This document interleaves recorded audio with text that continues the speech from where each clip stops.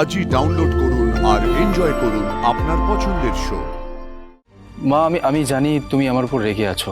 অবশ্য কারণটাও অজানা নয়। আমি তোমাকে না জানিয়ে কাল মেঘার সাথে দেখা করতে গিয়েছিলাম। কাল সকালে কথা বলো। আজকে রাতটা ওকে ঘুমোতে দাও। সরি দাদা, বলছি আয়ুষ, তুই তো জানতিস দিদি মেঘাকে অপছন্দ করে, তারপরে তুই কি করে মেঘার সঙ্গে দেখা করতে গেলি? অবশ্যই দিদি এটাতে ভীষণ কষ্ট পেয়েছে। আমি জানি না বাবা, এরপর দিদি আদৌ তোর সাথে কখনো কথা বলবে কিনা।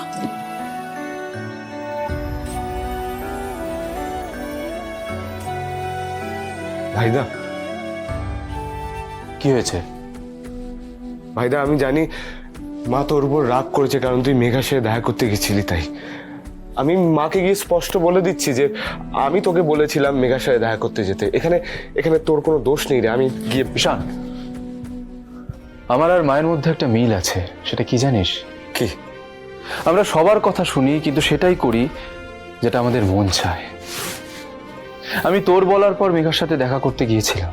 তাহলে তো দোষটা আমার। না, একদমই না। আমি তোর বলার পর গিয়েছিলাম ঠিকই, কিন্তু তোর বলার কারণে নয়। তাহলে কি কারণে গেছিলি?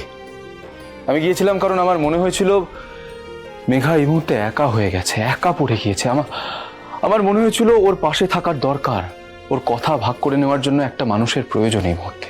তাই জন্যই গিয়েছিলাম। মেঘা ফোন করছে। ফোনটা ধর। হ্যাঁ মেঘা, বলো। আয়ুষ, ইন্দ্রাণী ম্যাম বাড়িতে আছেন? হ্যাঁ, মা তো বাড়িতে আছে, কিন্তু কেন, কি হয়েছে? আমি এক্ষুনি তোমাদের বাড়িতে আসছি। হ্যাঁ, কি হয়েছে বলবে? অ্যাকচুয়ালি ইন্দ্রাণী ম্যামের সাথে আমার একটু কথা আছে। সেটা ঠিক আছে, কিন্তু প্লিজ বলো কি হয়েছে।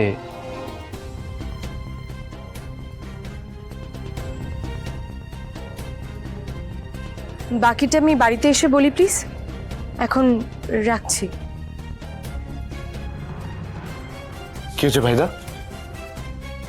মেঘা মায়ের সাথে দেখা করতে আসছে ঈশান।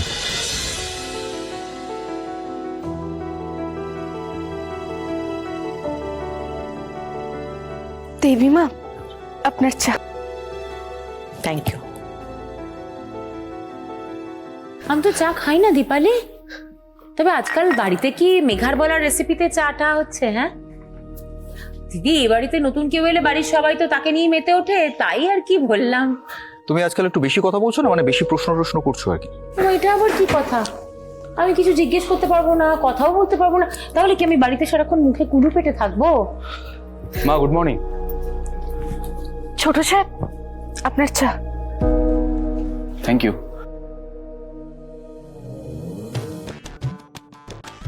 মা ছেলের আবার কথা বন্ধ। এর আগের বার তো ইন্টারভিউ করে গান গিয়ে তবে মায়ের রাগ ভাঙিয়েছে। এবার এসব কিছু করতে দিচ্ছি না আমি, আর হেভি মজা লাগছে।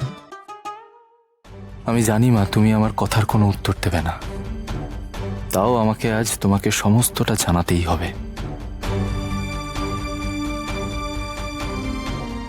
মা, আমি জানি তুমি আমার উপর রেগে আছো। অবশ্য কারণটাও অজানা নয়। আমি তোমাকে না জানিয়ে কাল মেঘার সাথে দেখা করতে গিয়েছিলাম, তাই জন্যই তুমি রেগে আছো তো। মা, তুমি যেই মুহূর্তে আমাকে ফোন করেছিলে আমি সেই মুহূর্তে আসতে পারিনি, তাই তুমি আরো বেশি কষ্ট পেয়েছো, তাই না? তুমি বিশ্বাস করো, আমি তোমাকে কষ্ট দিতে চাইনি। আমার মেঘার সাথে দেখা করাটা খুব দরকার ছিল মা, তাই জন্যই আমি গিয়েছিলাম। তাই মা যে মেয়েটাকে অপছন্দ করে তার সঙ্গে দেখা করাটা তোর দরকারি বলে মনে হলো, কিন্তু এটা মনে হলো না যে এই কথাটা দিদি জানতে পারলে দিদির কতটা কষ্ট হবে। আচ্ছা আয়ুষ, তুই কখনো মায়ের পারমিশন ছাড়া বাড়ির বাইরে পাটা পর্যন্ত দিস না, সেই তুই মেঘার সাথে ডিনার করতে চলে গেলি। মা, মা, ভাইদার কোনো দোষ ছিল না মা। এই তুই শাক দিয়ে মাছ ঢাকিস না তো। মা, ভাইদার মাথাতেই আসেনি যে মেঘার সাথে দেখা করা উচিত। শাম, তুই কি করছিস? চুপ কর। ভাইদা শুধু শুধু নিজের ঘাড়ে দোষ নিস না। এই দাঁড়া দাঁড়া দাঁড়া, কি ব্যাপার কি ব্যাপার? হ্যাঁ, কি হচ্ছে তোদের মধ্যে? এটা আমাকে বল বল। না না, কার কথায় আয়ুষ গেছিল দেখা করতে মেঘার সাথে শুনি? আমার কথায়। মা, ভাইদাকে আমি বলেছিলাম যে মেঘার সাথে দেখা করতে যেতে। কেন বলেছিলে? তুমি জানতে যে গেলে আমার ভালো লাগবে না। হ্যাঁ মা, আমি জানতাম। তাও বলেছিলে, আর তুমিও বললে, আর আয়ুষে চলে গেল। ঈশানের দেখছি মেঘার ওপর একেবারে দরদ উঠলে উঠছে গো দিদি। হ্যাঁ, প্রথম দিন থেকে। নাকি একটু চুপ করবে? আর আমি না বুঝতে পারছি না, আয়ুষের কি এখনো নিজের কোনো বিষয় সিদ্ধান্ত নেবার ক্ষমতা তৈরি হয়নি? না না দিদি, ওরা দুজনে মিলে এই কাণ্ডটা ঘটিয়েছে। ঈশান উস্কেছে, আয়ুষ চলে গেছে দেখা করতে। হ্যাঁ, আয়ুষ আমার সাথে দেখা করতে এসেছিল।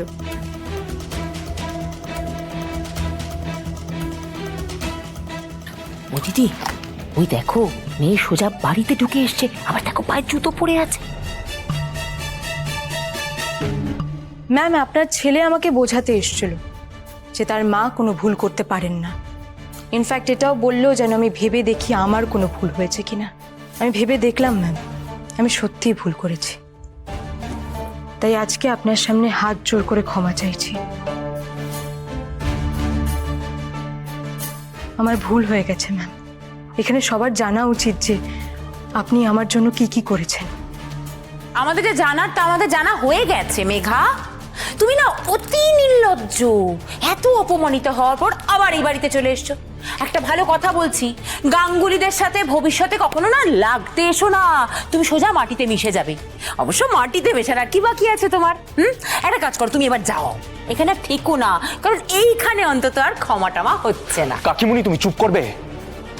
ম্যামের সাথে প্রবলেম শুরু হওয়ার পর রাতারাতি সব কিছু বদলে যায়। মার্কেটে এই খবরটা ছড়িয়ে যায় যে ম্যাম আমার কোম্পানিতে ইনভেস্ট করতে ইন্টারেস্টেড। তারপর থেকেই আমার কোম্পানির শেয়ার সেটা দ্বিগুণ হয়ে যায়। ইনফ্যাক্ট আমার কোম্পানির নেটওয়ার্ক যেটা আজকে, সেটা আকাশচুম্বী। আমার বাড়ি, আমার ব্যবসা সব কিছু নিরাপদ। ম্যাম আমার কোনো ক্ষতি করেনি। ইনফ্যাক্ট যে প্রফিটটা ম্যাম আমাকে দিয়েছেন সেটা অভূতপূর্ব। হোয়াট? হ্যাঁ হ্যাঁ আয়ুষ, তুমি জানো ম্যাম না কিছু ব্যাংকে আমার নামও রেফার করেছেন যেন আমি নিজের বিজনেসটাকে এক্সপ্যান্ড করতে পারি। ম্যাম নিজে গ্যারেন্টার হবেন বলেছেন। তুমি ঠিক বলেছিলে আয়ুষ, তোমার মা কারো কোনোদিন ক্ষতি করতেই পারেন না। কিন্তু ম্যাম এগুলো কেন করলেন আপনি? আমি তো সেটাই বুঝতে পারছি না।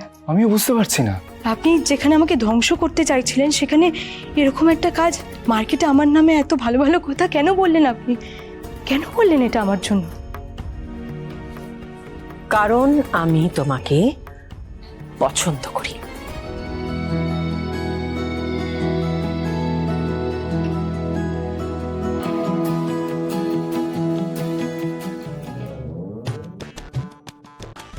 ভালো হয়েছে বাবা, দিদি আমাকে পছন্দ করে না। না না, যাদের পছন্দ করে তাদের সাথে যদি এইসব করে, এর থেকে আমার না পছন্দ করাই ভালো, আমার দূরে দূরে থাকাই ভালো। আমি তোমার পরীক্ষা নিচ্ছিলাম আর তুমি তাতে সফল হয়েছো। প্রথম দিন থেকেই আমি দেখছিলাম বিজনেসের ক্ষেত্রে তো তুমি একদম শীর্ষে আছো, কিন্তু তোমার হাবভাব, তোমার কথা বলা, তোমার আচরণ সবকিছু ভীষণ অন্যরকম। আমার আসলে দেখার দরকার ছিল যে তোমার কথা আর কাজের মধ্যে মিল আছে কিনা।